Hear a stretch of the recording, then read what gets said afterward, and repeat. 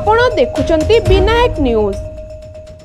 Krishnaprasad block विभिन्न कार्यालय गुड़िकरे स्वाधीनता दिवस अवसर में पताका उत्तोलन कार्य अनुष्ठित हो जाइछि।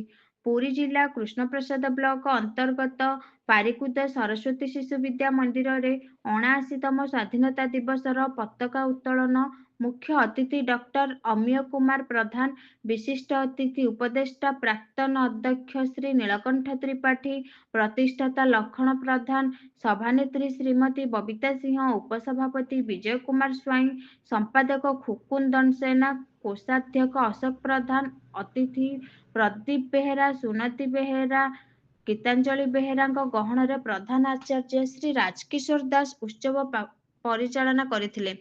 भगवान श्री कृष्ण जन्माष्टमी उत्सव में जगन्नाथ मंदिर प्रांगण में गुरुजी प्रताप सेठी, गुरुमा सुकांती, अंजलि, विष्णुप्रिया, संघमित्रा, बिजुली, सुजाता, गार्गी गुरुमा गहण में शिशु राधा और कृष्ण प्रतिभा को प्रोफेसर नीलकंठ त्रिपाठी सम्मान करथिले।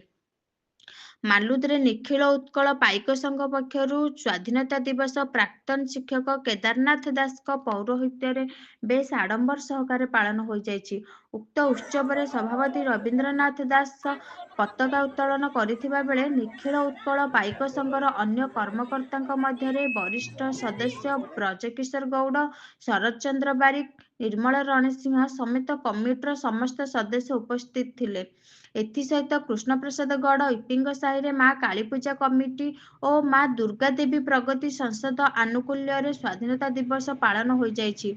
उक्त उत्सव को अवसर सेना अधिकारी श्रीजुक्त कालंदी चरण बारिक परिचालन करथिबा बेले पांच मौजा कमिटी सभापति श्रीजुक्त अशोक कुमार पंडा मुख्य अतिथि भावे पताका उत्तोलन करथिले एवं कमिटीर सभापति संपादक समेत समस्त सदस्य माने उपस्थित रही उत्सव परिचालन रे सहयोग करथिले। Krishnaprasad Manoj Kumar Barik report, Vinayak news Odisha. Vinayak news channel टी भल लगुथिले लाइक, कमेंट, सब्सक्राइब और शेयर करने को जेपरि न भूलंती।